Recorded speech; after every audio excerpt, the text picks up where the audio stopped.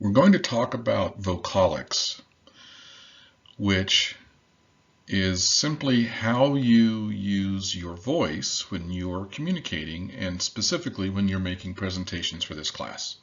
This is not something that your textbook covers very well, and so I've put this together to talk about 6 elements of vocalics that can help you improve your ability to communicate your information to your audience.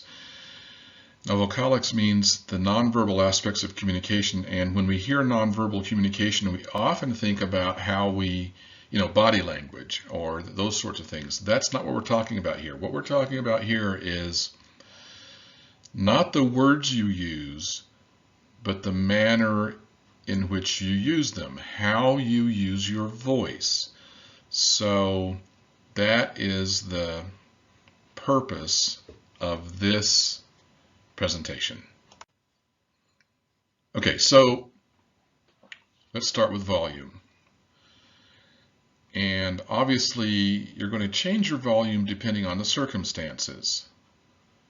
Are you speaking outside? Do you have a microphone? Are you speaking inside? For the purposes of this presentation, obviously, you're speaking virtually through a Zoom link, and hopefully you have either a reasonably good built-in microphone on your PC or your phone, or you're using an external mic.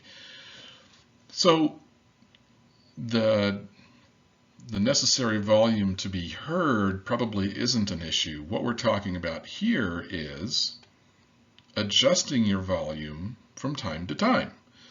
So you may, from time to time, go soft, depending on what you're talking about in your presentation, and you may increase the volume from time to time to change the emphasis of what you're saying. So think about altering your volume, not just keeping your volume the same throughout. Pitch is one of the basic fundamental aspects of conversational communication. And it just means you go up and you go down. If you're pitch perfect in music, that means you can hit or identify the perfect note every time. We're not talking about perfection here. What we're talking about here is adjusting your pitch as you speak so that you're not monotone, so that you sound like you sound when you're just having a conversation. And so as you are delivering, the temptation is you get a little bit anxious, you start focusing on getting the words right, and then your delivery starts to become monotone. And we all fight it. This is one reason why rehearsal is so important, because the more familiar you are with the words you're going to use, the more you can focus on other things like your pitch. So get to the point where the words, you don't have to memorize them, but you're familiar with what you're going to be delivering, and you practice altering your pitch to sound like you sound when you're having a conversation. Okay, articulation is a bit unlike conversational speech, because articulation means making sure that you are completing the words that you're saying. And it doesn't have to be precise. For example, do you say February or do you say February? Who cares? Articulation is the difference between February and February, or particularly, this is a word I use a lot. If you've been watching my lessons, I use particularly a lot. And I use it so much that I have focused on saying it completely. But a lot of people, when they say particularly, and this is very common even among professional communicators, is they say particularly. particularly. I can't even say it wrong, but they mispronounce particularly. It's not so much the pronunciation, which we're going to talk about next. It's articulating each of the syllables. And there are some differences based on where you grew up. We're not talking about you've got to get everything perfect, but just be aware that when you are speaking for presentation, you want to focus on sometimes words you say that you get rushed on. You might want to slow up just a little bit when you come to a more difficult word and make sure that you articulate it correctly. Pronunciation is different. Pronunciation is not saying the word completely, but saying it accurately. And I am not again talking about changes or differences based on whether you speak English as your first or second language, or third or fourth language. If you have an accent, no problem. If you come from the South or from the Midwest like I do, or if you grew up in Idaho, or if you grew up elsewhere, then your pronunciation might be slightly different.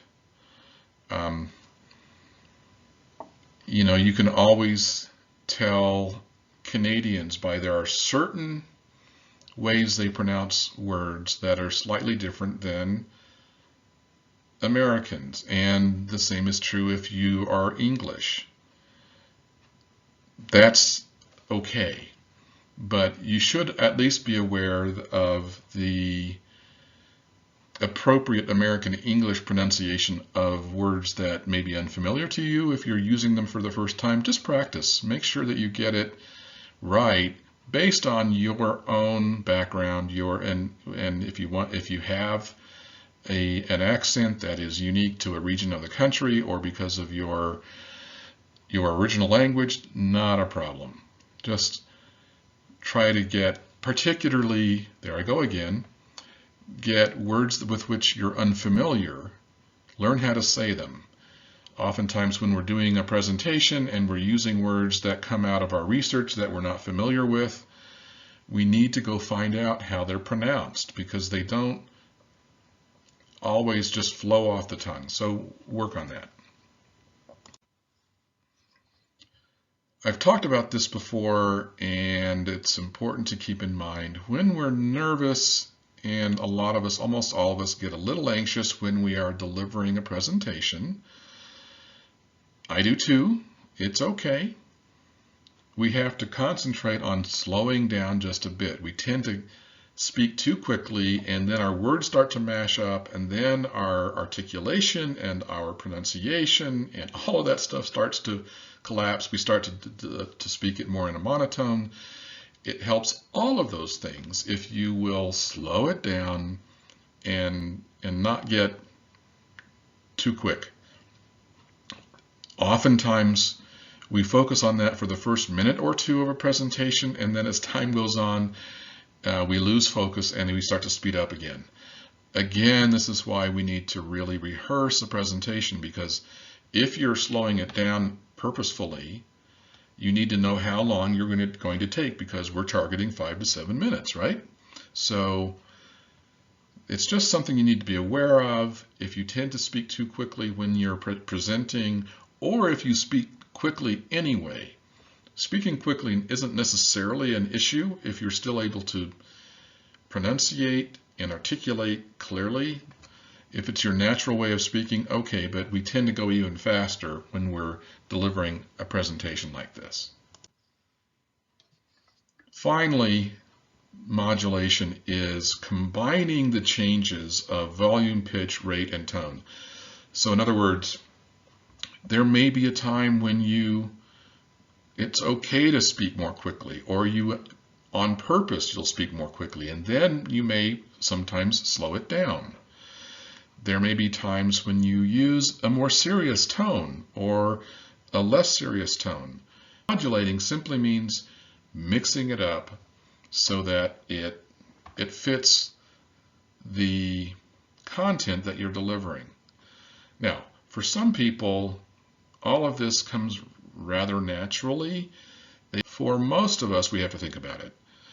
We have to focus on it. And you are never going to get perfect at it. There's always going to be some natural tendencies. The greatest speakers would practice so much that their natural tendencies and their rehearsed intentional approaches to speaking would become second nature to them. We're not going to do enough of that here for that to happen, so you do need to be aware of it, and I'm not expecting perfection. What I'm expecting, what I want you to do is be aware of it, show that you're making the attempt, and that you get better through the second, third, and fourth presentations.